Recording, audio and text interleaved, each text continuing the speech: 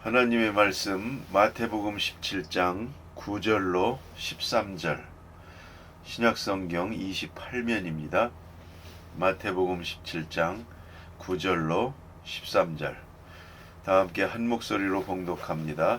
그들이 산에서 내려올 때에 예수께서 명하여 이르시되 인자가 죽은 자 가운데서 살아나기 전에는 본 것을 아무에게도 이르지 말라 하시니 제자들이 물어 이르되 그러면 어찌하여 서기관들이 엘리야가 먼저 와야 하리라 하나이까?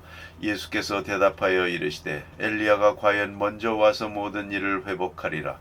내가 너희에게 말하노니 엘리야가 이미 왔으되 사람들이 알지 못하고 임의로 대우하였도다.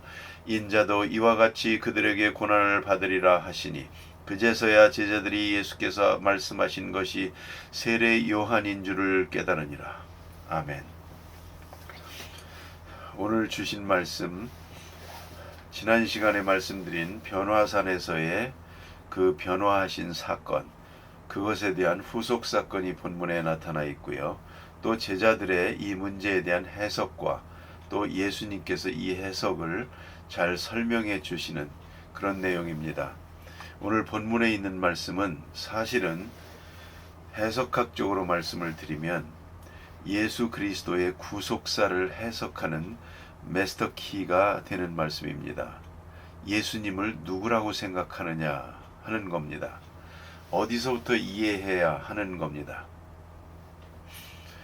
예수님의 이 사건을 놓고 볼 때 그 해석하는 방법이 둘이 있습니다. 하나는 예수님 나신 때부터 십자가까지 해석해 나갑니다.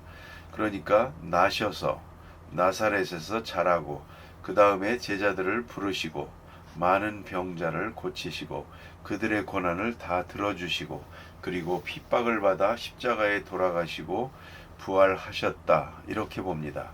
그러니까 일반적으로 나면서부터 돌아가실 때까지 부활하실 때까지의 사건을 해석하게 됩니다. 보통 우리 인간들의 인격을 이해하는 그 이해의 방법이 그러합니다. 그래서 우리가 누구를 소개하게 되면 당장 그 사람은 어디서 났는가, 어떤 가정에서 태어났는가, 어떤 교육을 받고 어떤 배경을 가지고 성장했는가 그걸 생각하게 됩니다. 또 그래야 그 사람이 누군지를 알 수가 있습니다. 또 그것도 일반적으로 맞는 얘기입니다. 간혹 예외가 있긴 하지만 개천에서 용이 난다 그러죠. 개천에서 용이 나지 못합니다. 하지만 그런 특례가 있다는 것이죠. 그러나 우리가 일반적으로 보면은 그 태어난 배경에서 또한 많이 벗어나지를 못합니다. 그래서 어렸을 때부터 많은 고생을 한 사람들은요, 울분이 있습니다. 그 울분과 한해서 헤어나지 못합니다. 그런 것을 볼 수가 있습니다. 자유로운 가운데 들어와서 그 생각은 늘 자유롭지 못합니다. 어둠에 붙들려 있는 것을 볼 수가 있습니다. 그런데 오늘 이 예수님을 어떻게 이해해야 되느냐? 예수님은 십자가 사건으로부터 이해해야 됩니다. 거꾸로 이해해야 됩니다. 예수님이 십자가에 돌아가시고 부활하셨다. 그 십자가와 부활, 이것부터 먼저 알고 그 다음에 예수를 이해해야 됩니다. 자, 이제 우리가 생각하십시다. 예수를 누가 제일 잘 알았느냐? 제일 잘 이해했느냐 할 때에 아마도 예외 없이 모두가 얘기할 겁니다. 그것은 틀림없이 바울이다.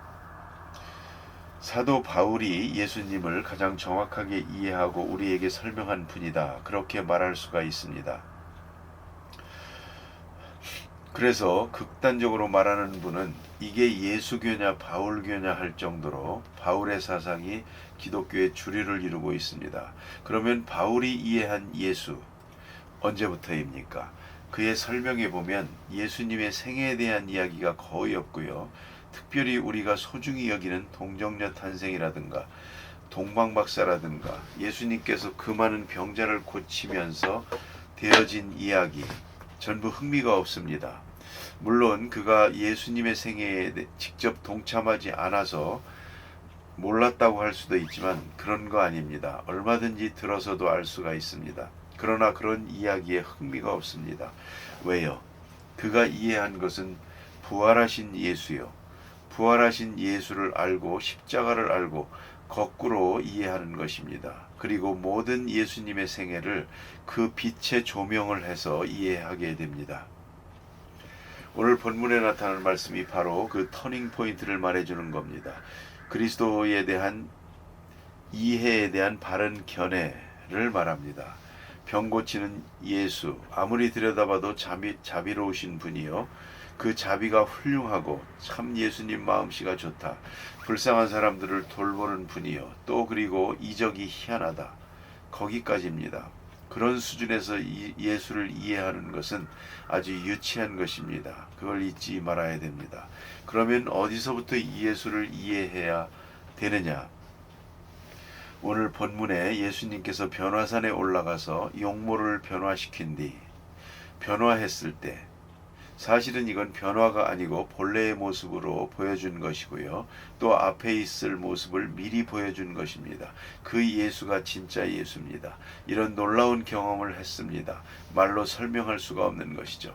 도대체 어디에 거기에 모세와 엘리야가 나타나며 또 천막 셋을 짓겠다. 이 사람들도 정신없는 사람들입니다. 그 영화로운 옷을 입고 찬란한 빛이 있는 그분이 왜 천막 속에 삽니까? 천막이 무슨 소용이 있습니까? 이렇게 정신없이 사람들은 정신없는 소리를 하고 있습니다.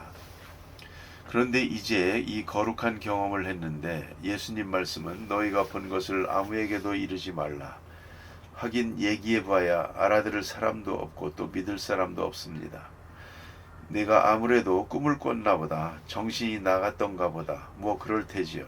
그게 무슨 의미가 있습니까? 아무에게도 말하지 말라. 그리고 하시는 말씀은 이겁니다. 인자가 죽은 자 가운데서 살아나기 전에는 그랬습니다. 여기에 가장 중요한 핵심이 있는 것입니다. 인자가 십자가에 죽고 부활하는 것, 십자가와 부활, 그전에는 말하지 말라 그랬습니다. 십자가와 부활을 이해합니다. 십자가와 부활을 믿게 됩니다. 그리고 나서야 비로소 이것이 무엇인지를 알 수 있습니다. 병 고친 사건도 그렇고요. 한 환자를 고쳤습니다. 십자가와 부활 속에서만 이해될 수 있습니다. 그러므로 우리의 신앙의 핵심은 십자가와 부활입니다. 그 십자가는 그냥 한 사람이 죽었다는 그런 의미가 아닙니다. 나를 위해 죽었고 내 죄를 위해 죽었고 만 백성의 죄를 대신해서 죽은 것입니다. 거기에 사랑의 계시가 있고 사랑의 확증이 있고 하나님의 자녀된 확증이 있는 것입니다. 나를 향한 사랑이 바로 거기에 확실하게 증거되어 있거든요. 십자가를 통해서 내가 구원받고 제사함 받고 부활을 통해서 저 영광의 아침을 바라봅니다. 그리고 나서 다시 돌아가서 변화산의 사건을 이해해야 됩니다. 아주 쉽게 이해할 수가 있습니다. 동정녀 탄생도 쉽게 이해할 수가 있습니다. 예수님의 그 많은 이적이 아무것도 문제가 안 됩니다. 그래서 이러한 신앙을 가리켜서 캐리그마적 신앙이라고 그럽니다. 오늘 그 터닝 포인트, 대단히 중요한 계기를 말씀하고 있습니다. 인자가 십자가에 죽고 부활할 때까지는 아무에게도 말하지 말라. 여기에 설명을 붙이면 나의 십자가의 의미와 부활의 뜻을 이해하기까지는 아무것도 이해할 수 없고 말해도 들어도 아무 소용이 없느니라. 오직 십자가와 부활, 그 신앙 안에서만 모든 것이 이해되느니라. 그런 말씀입니다. 예수님의 생애는 불과 3년뿐입니다. 그것도 마가복음 기자의 기록을 쭉 연구해보면요, 한 90일 정도밖에 안 된다고 그럽니다. 기록상으로는요. 진짜 역사한 기간은 90일밖에 안 됩니다. 이것으로 무슨 구원의 역사가 이루어지고 봉사의 역사가 이루어집니까? 예수님은 봉사하셨다. 봉사하려면 한 80까지 살면서 봉사해야지. 고작 3년이 뭡니까? 그야말로 만만 보고 만 것이지. 그게 아니거든요. 그건 어디까지나 계시적 사건입니다. 하나님이 우리와 함께 하시고 우리를 구원하신다고 하는 십자가를 설명하기 위한 사건들이고 사례들입니다. 그건 하나의 일러스트레이션이란 말입니다. 그걸 우리가 깊이 생각해야 합니다. 그래서 오늘 본문에서 보듯이 인자가 십자가에 죽어서 다시 살아나기 전에는 본 것을 아무에게도 말하지 말라. 인자가 죽은 자 가운데서 다시 살아나기 전에는 너희가 본 것이 무엇인지 너희도 모르고 듣는 사람도 모른다, 그 말입니다. 오직 십자가와 부활, 그 신앙 안에서 모든 일, 여러분들이 당하는 사소한 일까지도 다 해석이 될 수가 있습니다. 십자가가 아니면 해석이 되지 않습니다. 내가 왜 병들고, 내가 왜 고난당하고, 내가 왜 어려움을 당하는지 십자가와 부활이 아니고는 어느 하나도 해석할 것이 못 됩니다. 오직 그 신앙 안에서만 해석이 됩니다. 그 다음에 이렇게 말씀하실 때 제자들이 엉뚱한 질문을 하게 됩니다. 가만히 보면 그런 것 같습니다. 제자들의 마음속에 많은 생각이 있긴 한데 감히 물어보질 못하는 것 같습니다. 그런 장면이 많이 나옵니다. 그도 그럴 것 아니겠습니까? 어떻게 예수님 앞에 함부로 입을 열겠습니까? 그래서는 참 이상하다. 예수를 메시아로 생각하고 이렇게 보면 메시아 같고 저렇게 보면 아닌 것도 같고 또 예수님 만나보면 메시아 같고 다른 사람 얘기 들어보면 아닌 것도 같고 그래 혼란을 일으킨 것입니다. 그렇게 허우적거린 것 같습니다. 그래서 예수님이 메시아다. 분명히 그가 메시아다 하니까 서기관들은 성경 연구하는 전문가들이요. 이 사람들이 전문적으로 구약 성경을 연구하면서 쓸데없는 소리 메시아가 오기 전에 엘리야가 오게 되어 있어. 아직 엘리야가 안 왔거든. 엘리야가 오고 난 다음에 와야 그게 메시아이지. 엘리야가 오지 않았는데 성경에 분명히 있는데 그런 거로 예수가 메시아 같긴 하지만 메시아는 아닐 거다 이랬단 말입니다. 그러니까 제자들의 마음이 또 흔들흔들 하는 겁니다. 정말 그렇습니까? 그런데 성경에 분명히 메시아가 온다고 했는데 말라기 4장 5절이나 누가복음 1장 17절에서 볼 수가 있는데 엘리야가 오리라 그랬습니다. 예수님에 대한 생각이 있었죠. 그러나 감히 말하지 못하고 있다가 기회가 왔거든요. 서기관들이 엘리야가 먼저 와야 한다고 했는데 하고 물어보지 않습니까? 감히 이 시간에 예수님 앞에 질문을 했습니다. 이제 예수님이 대답을 하는데 너무나도 확실한 대답입니다. 엘리야가 과연 먼저 왔느니라. 과연 먼저 왔다. 이 사람들 생각에 엘리야가 온다 하면 환생되어서 오는 줄 알았거든요. 엘리야가 승천했으니까 환생해가지고 내려오는 것이다. 환생을 생각하는 것 같은데 예수님께서는 그게 아니요. 같은 맥락의 사람으로 나타나는 것이죠. 그래서 세례 요한이 나타납니다. 여러분 아시는 대로 엘리야는 광야에서 살았습니다. 많은 시간을 광야에서 살았습니다. 세례 요한도 광야에서 살았습니다. 거친 광야에 산 사람입니다. 또 엘리야는 아합 왕과 이세벨 이 두 사람에게 핍박을 받습니다. 많은 백성에게 핍박받은 게 아니요. 아합이라고 하는 멍청한 왕과 간교한 이세벨이라는 여자 때문에 많은 고생을 하고 세상을 살지만은 그리고 하나님께서 불러서 그는 승천하게 됩니다. 그런데 세례 요한은 어땠습니까? 그것도 멍청한 왕이요. 헤롯 왕이고요. 또 요사스는 헤로디아라고 하는 왕후와 왕 헤롯 그 사이에서 그는 핍박을 당하게 됩니다. 여러 사람한테 핍박을 받은 게 아닙니다. 이 두 사람으로부터 핍박을 받아서 결국은 목배임을 당하게 됩니다. 그 맥락이 비슷합니다. 그런데 문제는 뭔고 하니 이 엘리야가 이제 세례 요한이라는 사람으로 이렇게 같은 맥락에서 왔습니다. 그리고 예수를 증거하지 않습니까? 예수님께 세례를 베풀기도 했고 내 뒤에 오시는 메시아가 있다. 나는 그 신들매를 풀기도 감당하지 못하겠노라 증거했습니다. 예수에 대하여. 바로 이분이라고. 거기까지가 엘리야가 하는 일이요. 그게 바로 세례 요한이 한 일입니다. 그래 예수님은 말씀합니다. 엘리야가 왔느니라. 그런데 왜 못 알아보느냐? 엘리야를 못 알아봤으니 엘리야가 증거하는 예수도 못 알아본 거죠. 세례 요한을 바로 받아들이지 못했기로 세례 요한이 증거하는 예수 그리스도도 받아들일 수가 없다는 것입니다. 그런 거로 세례 요한의 증거를 받아들여야 예수를 받아들일 수가 있는 것입니다. 오늘 성경 말씀에 엘리야가 이미 왔으되 사람들이 알지 못하고 임의로 대우하였도다. 인자도 이와 같이. 참 얼마나 슬픈 얘기입니까? 엘리야를 핍박했죠. 또 벌써 세례 요한이 왔습니다. 그를 알아보지 못하고 죽여버렸습니다. 그러니 이와 같이 그들에게 고난을 당한다. 인자도 고난을 받으리라. 나도 고난을 받으리라. 그리고 십자가에 죽을 것이다. 이렇게 말합니다. 이렇게 설명한 다음에야 이 사람들이 여기 본문에 보세요. 그제야 제자들이 깨달으니라. 그제야 제자들이 깨달으니라. 아주 중요한 말씀입니다. 깨달아야 합니다. 예수 그리스도를 알기 위해서는 세례 요한을 알아야 합니다. 세례 요한이 엘리야의 모습으로 왔다는 것을 알아야 합니다. 그리고야 예수를 영접할 수 있었는데 엘리야가 세례 요한으로 왔는데 그만 못 알아봤습니다. 그를 죽여버렸습니다.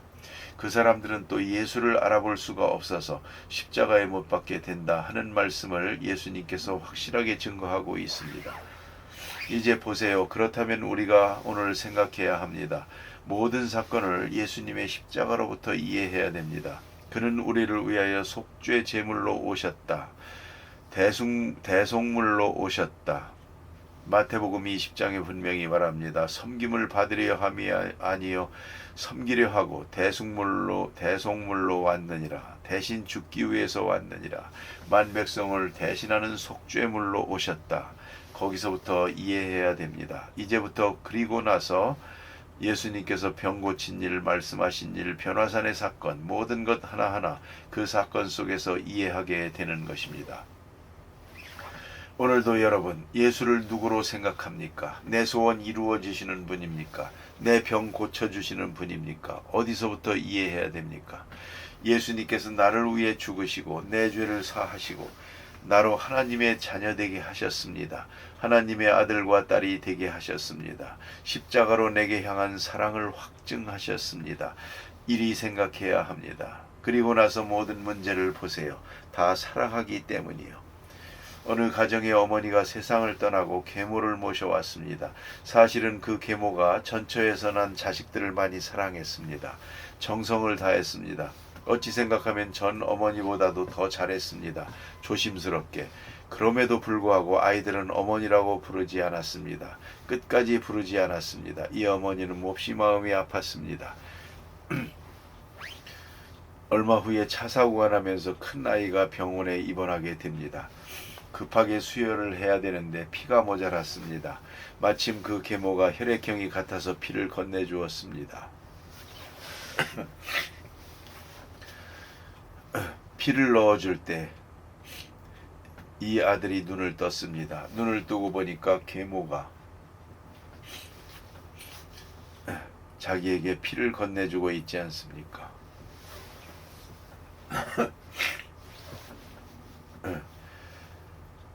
이걸 보면서 비로소 어머니 하고 불렀습니다.